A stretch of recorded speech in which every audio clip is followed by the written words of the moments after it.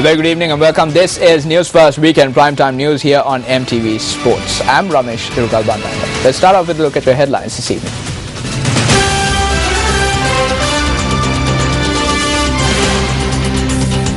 The President emphasizes that only a healthy and strong generation can build a nation.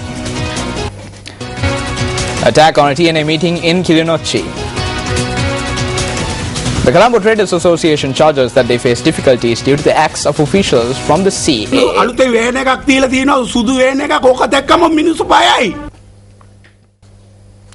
On to the stories in detail. Now, a group of individuals launched an attack on a Tamil National Alliance meeting in Kilinochchi today. Speaking to News First, TNA parliamentarian E. Saravanabavan confirmed the attack. The meeting was held at TNA parliamentarian S. Sridharan's residence in Kilinochchi. 4 TNA parliamentarians, including MP E. Saravanabavan, attended the meeting. He noted that a group of individuals who arrived at the location in a march launched the attack. We had a meeting within the premises of, it's called Arivagam. It is MP Sridharan's house, and there are about 100 people. Halfway through our meeting, a person carrying a national flag with at least 100 of them. From the road, they came towards our house and shouting at us, disturbing the meeting. There were police outside. There are 3 police inside. In spite of that, they threw stones, they broke the gate, and they were trying to get in. None of our security people, MSD, were trying to protect this. And also the 3 police constables with the uniform, they were just watching this scene as if our people had to get onto the floor to protect us and protect themselves. Meanwhile, police media spokesperson SP Buddhika Sirivardhana denied allegations that the police failed to act to prevent the situation. He added that statements are being recorded about the incident. Meanwhile, the Tamil National Alliance convened a media briefing in Jaffna today.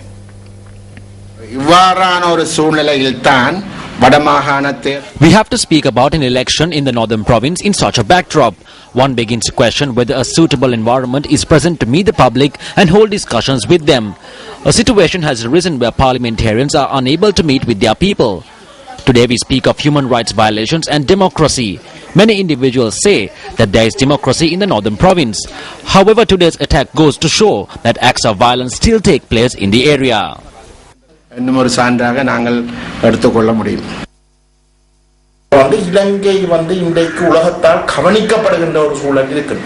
Sri Lanka should be concerned on its current situation on a global scale.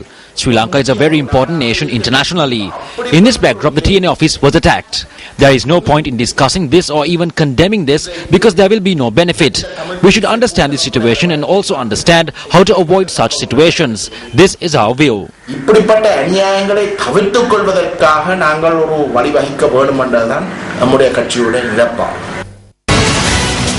On to other local news now. President Mahinda Rajapaksa emphasizes that only a strong and healthy generation can build a nation.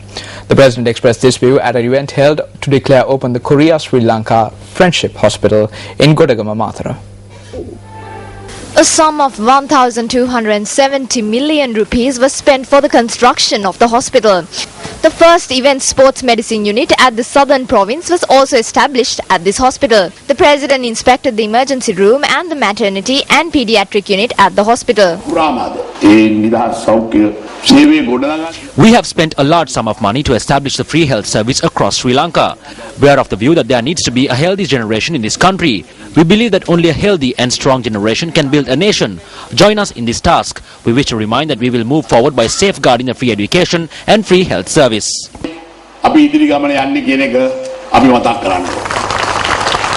The official appointment of the new president of the Bar Association of Sri Lanka was held this evening at the Navarangahalai in Royal College, Colombo. Former President Chandrika Bandaranaike Kumaratunga and former Chief Justice Shirani Bandaranaike were present at the event. The former president of the BASL, President Council Vijayadasa Rajapaksa, handed over the duties to the new president of the BASL, Attorney at Law Upul Jayasuriya. Members of the BASL were also present at the event.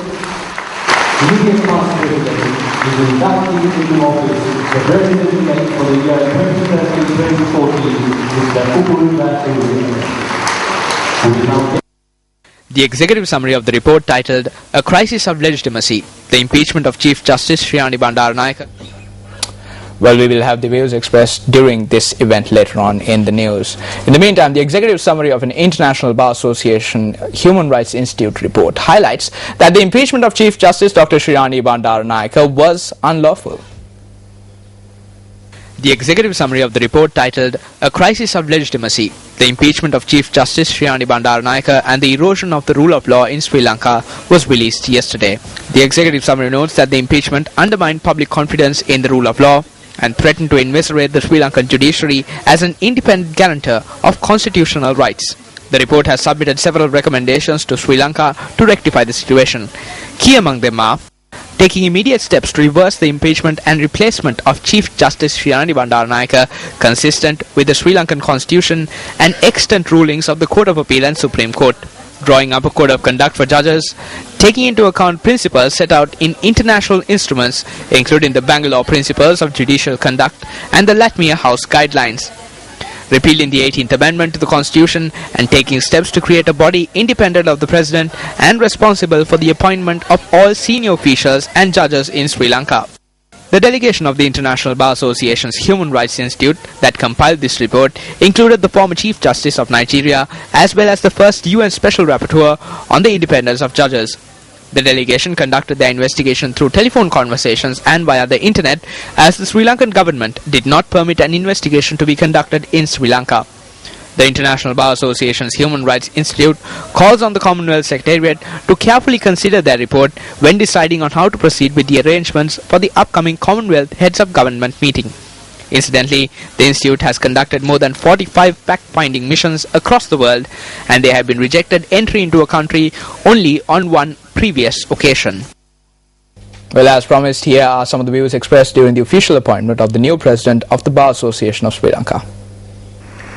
Despite the many regrettable incidents that have plagued our legal system in the last 3.5 decades, the future of the profession did not look as bleak as it does today. The attack on the Temple of Justice removes the only rational and non-partisan check on government and individual excesses. The combination of the two, at present, is both a time bomb waiting to go off and a cancer spreading to other areas at the same time. If we bend or seek to bend legal institutions to suit our whims and fancies, however highly placed we are, then we would have to face such activities boomeranging on us. We must remember that the so-called impeachment process against Chief Justice Dr. Shriyani Bandaranaike was legally faulted. Both the Supreme Court as well as the Court of Appeal gave decisions in this regard. So long as competent courts of law have held that the process adopted was faulty, then those who advocated such impeachment should have gone to the relevant court or courts to have such orders or determinations quashed. They did not do so. By not doing so, a dilemma arises. If the existing orders are not reversed by a fuller bench, and in fact do get confirmed in the future, it would appear that all steps taken so far by the de facto Chief Justice would be illegal. We must recognize the fact that there has been a serious criticism of the Bar Association by the public as well as by its own membership. The criticisms have been reflected in public discussion as well as in literature published by the members of the legal profession. These criticisms reflect public concerns, and the Bar Association must take these concerns seriously. Legal professions are based on common norms and professional values, irrespective of the country in which lawyers practice their profession. Therefore, the Bar Association need to intervene to ensure that all professional associations, lawyers and judges throughout the world have access to members of the legal and other professions in this country in order to discuss problems and issues of common concern. The Colombo Traders Association charges that they face various difficulties due to the actions of officials from the Consumer Affairs Authority. The chairman of the association, K. Palaniadi, elaborated further on the matter at a media briefing in Colombo today. මේ බලන්නකො මේක මේ අකුල විකුණලා තිනවා Look at this. We are fined either 100,000 or 200,000 rupees. Why are we being fined? If that is to stop, we have to worship the doctor or the price controller who come here. Is it not enough to settle for 100,000 rather than paying 200,000? They have been given a new van, a white van. The people are afraid when they see a white van. When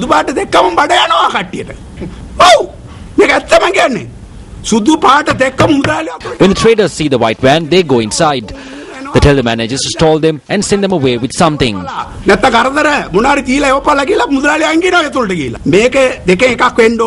request the government and those officials to stop this. It's a festive season. Please tell them not to come here. When they come into our shops, they never leave. They are there from morning till evening. If a retailer comes to the shop, they will not be able to leave with goods. I request them to stop troubling our businesses. Welcome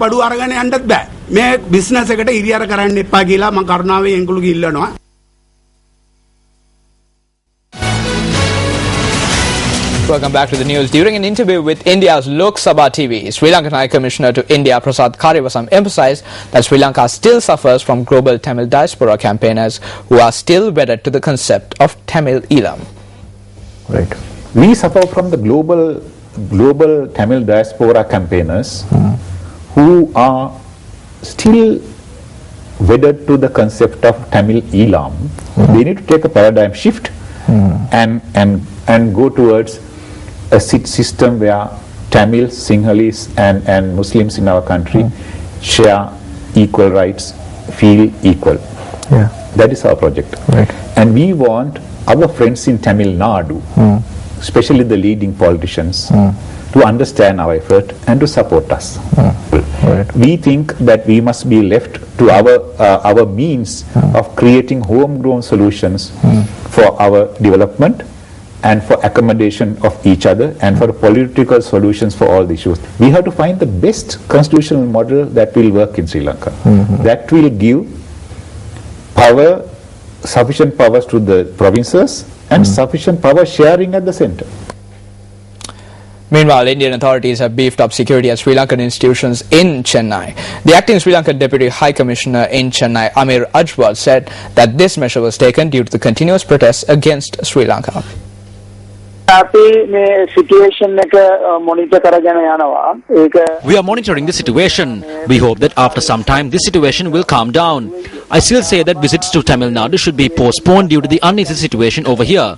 The Tamil Nadu police is rendering their support to us. They have beefed up security at the High Commission and other Sri Lankan institutions. There are around 20 Sri Lankans in our office and they all live close by. The police is also monitoring our safety.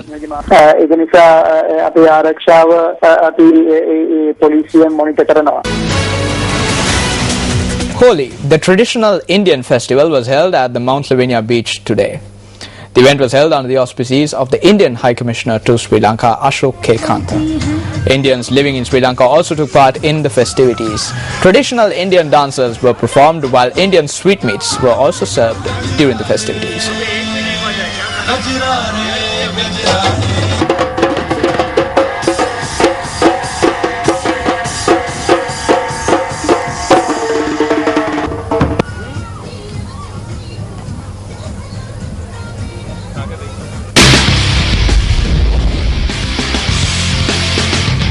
There are just 4 more days for the start of the Indian Premier League. Here are the latest developments surrounding the IPL. Vice Chairman of the Sri Lanka Cricketers Association, Kendi Alvi, says that all the cricketers taking part in the IPL have provided their letters of consent for their participation in the tournament. Kendi Alvis, who refused to comment further, added that they do not intervene in the matter. Meanwhile, at a press conference at the Pallekele International Cricket Stadium in Kandy, journalists raised questions on Sri Lanka's participation in the IPL.